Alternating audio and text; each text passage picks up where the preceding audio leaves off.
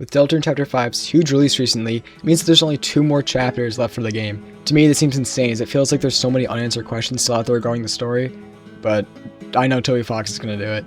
While the gameplay of Chapter 5, in my opinion, is probably the best out of any of the other chapters, the story quite wasn't as insane as something like Chapter 4, which was way more story-based, except for the Weird Out, of course, but we'll get back to that later. I mean, Toby Fox has also repeatedly said that Chapter 5 is the last positive chapter, that the next 2 are going to be much more serious.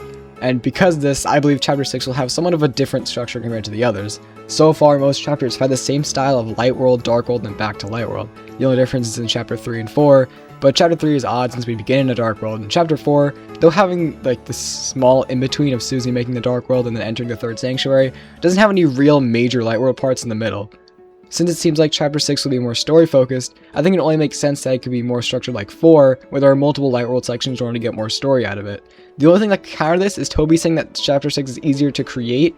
However, that could easily be explained by the Weird Route, skipping Chapter 6, and Toby already having created the main gameplay features he might have wanted, like how he made the feather power and the climbing gear ready, which is just the main gameplay he only wanted at Deltarune. Chapter 5 also marks an interesting end for the community, having no real clue where the next Dark Worlds would be. While Chapter 7 is most likely the bunker or the depths, Chapter 6 is still a mystery to, like, everybody. Chapter 2 we had a good hand about to do this flavor text about the annoying dog working on something in the computer lab. Chapter 3 we knew how to do with television, that was a big thing. Chapter 4 admittedly was a little more mysterious, so that was kind of ambiguous. And then Chapter 5 was probably the most obvious one, due to us having a prophecy, Asgore's 7 flowers, which may as well just have a giant sign that says put a Dark World here, and see what happens, the Lord of the Hammer story told by Gerson, and finally thanks to Asgore's nice little Black Shard moment in the Holidays manner. However, after analyzing what we have right now, I think Chapter 6's Dark World may actually be way more obvious than we think. Chapter 6's Dark World is most likely none other than the hospital.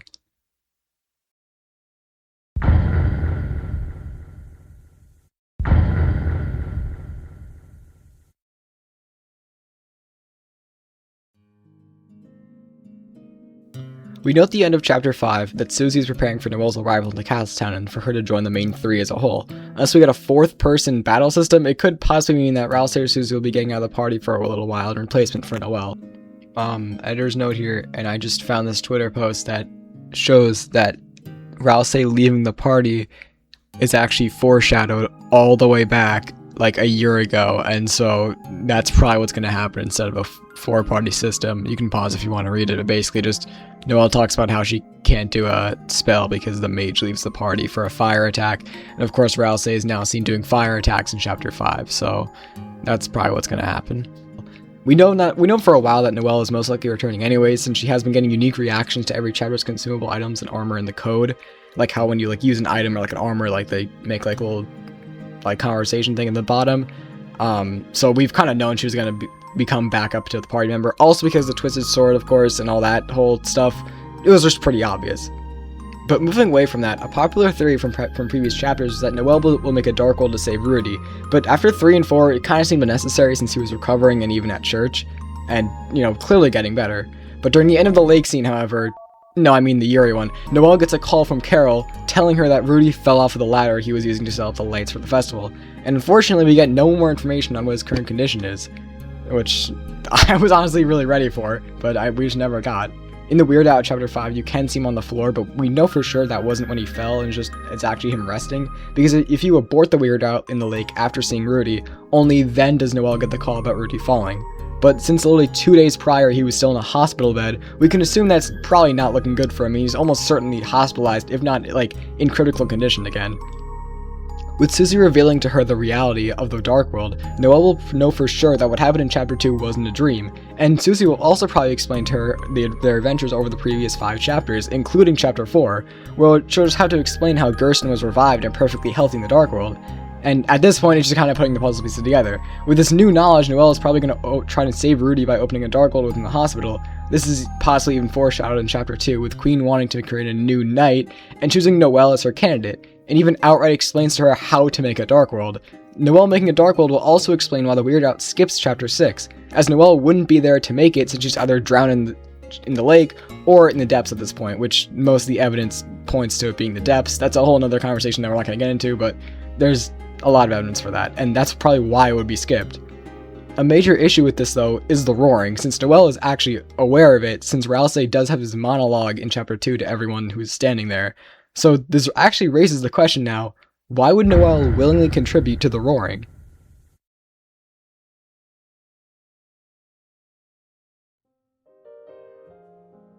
Starting this off quickly, no, I don't think Noelle would want to kill everyone in the normal route. However, the situation that was previously stated ends up being true.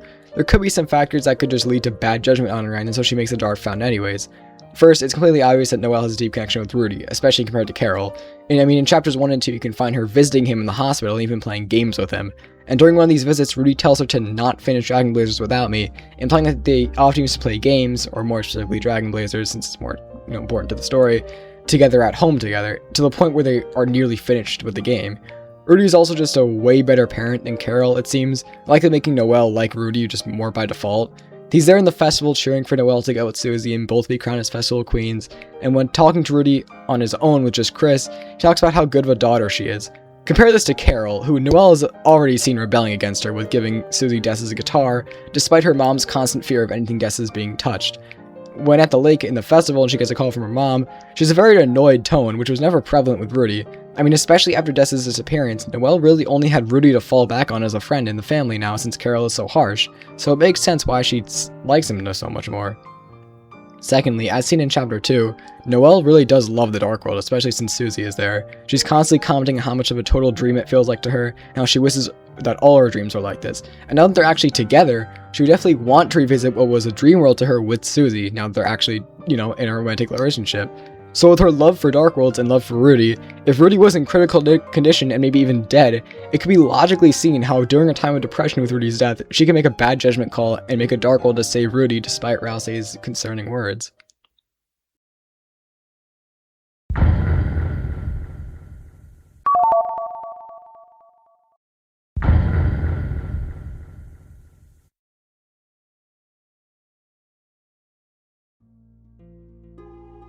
But there's another story that could happen here. See, what we've gone over so far has been theories based on things that are already determined for sure in the game. However, now I'm going to take a look at what could be possible if we go off another theory as a basis for mine. That theory being that Rudy is the knight. Because what if Noelle didn't have the strength to make a Dark World because she knew what it would bring? See, if Rudy is the knight, it can make sense that he would make a Dark World to cure himself. It's common knowledge by now that in chapter 5 you can see the knight leaning over almost as if it's injured, which has become a very big thing within the Rudy Knight theory because, I mean, it's almost like he's injured after falling off a ladder. But by looking at what the knight actually does in chapter 5, Rudy could not be doing all that in the light world, meaning that even if you're not totally dead, the Dark World could still heal you a lot.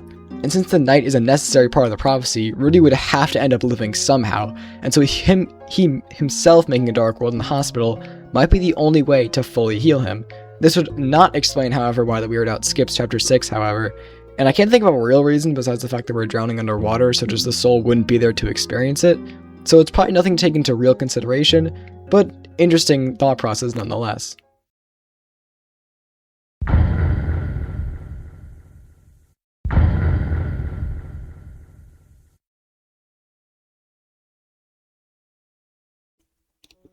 Moving away from Rudy Knight, other pieces of evidence and foreshadowing could also help prove that the next Dark World is the hospital.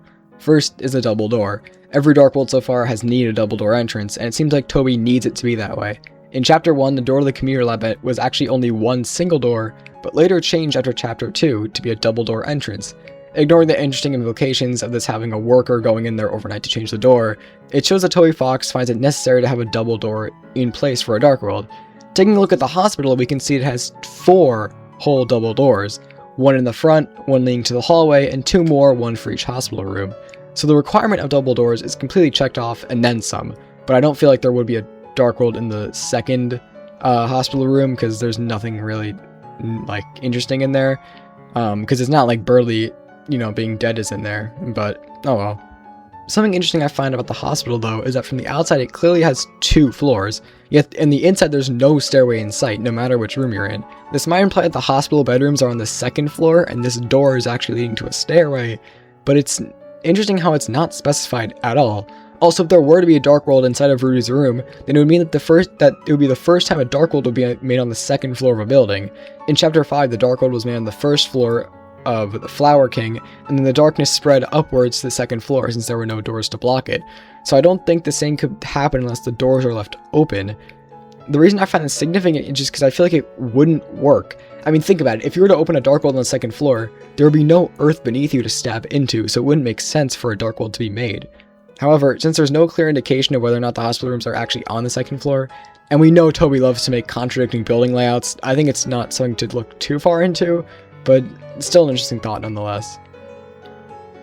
Another random piece of evidence is the normal NPC connection. Recently, this guy's been all over the fandom, being feared worldwide as a huge mafia boss, treated as one of the most downright evil characters in all this game's universe because it is heavily implied he killed Onion-san and is now selling his remains, which is definitely a valid reason to be scared of him, to be fair. Also, he's a Gaster follower in Undertale, and makes references to Undertale, so that definitely doesn't help his mysteriousness. Anyways, in some chapters, he has foreshadowed the next Dark World. In Chapter 1, he can be seen in the library, where of course the Chapter 2 Dark World is. In Chapter 3, we never see him because we only go outside in the end cutscene. And in Chapter 4, he's seen at the lake, where the Dark World from Chapter 5 is right next to, since the flower shop is literally right there. And then finally, in Chapter 5, normal NPC is selling Onion-san's remains right in front of the hospital, where also another Gaster follower stands. Now, the other Gaster follower hasn't done anything too interesting, so he's not really to worry about, but normal NPC being literally right in front of the hospital doors could be foreshadowing for a Dark World inside of there in the next chapter.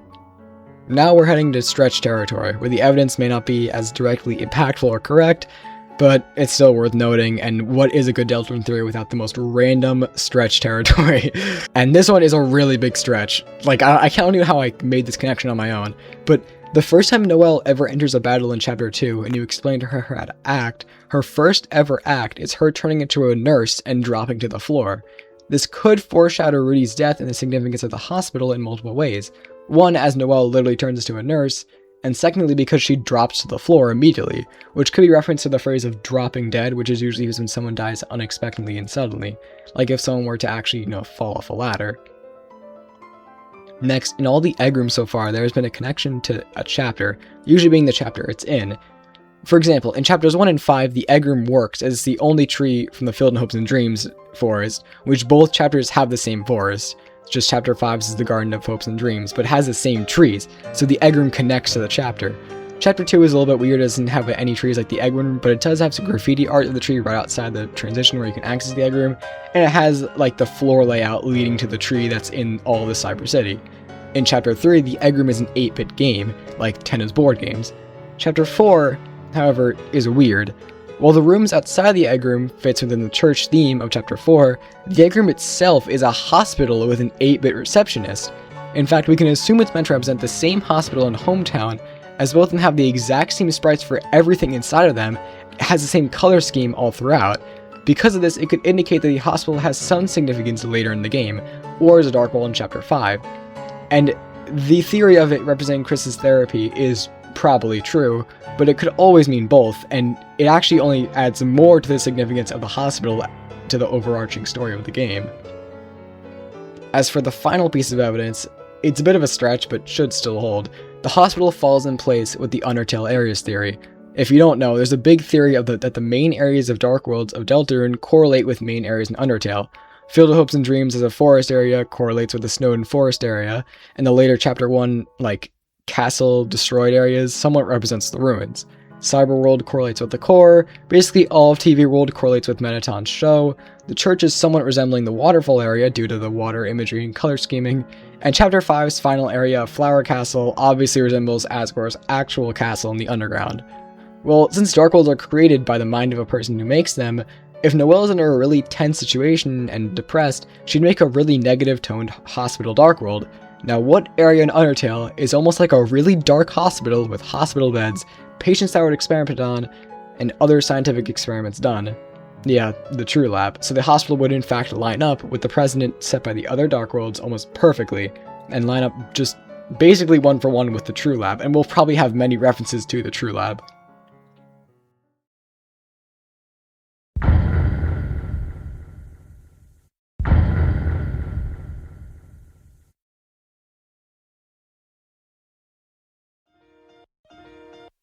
Thank you all for watching this theory video on my thinking of what the Chapter 6 Dark World is. This is my first ever Deltarune theory posted to YouTube, and I think it turned out pretty well. I thought of this theory entirely basically on my own, like a couple days after Chapter 5's release, and just never got to making it for YouTube, so if someone makes a similar video, I promise I didn't copy them. But yeah, if this video does well, I probably might make more theories, but for now, that'll be all for today. Thank you all for watching, and toodles.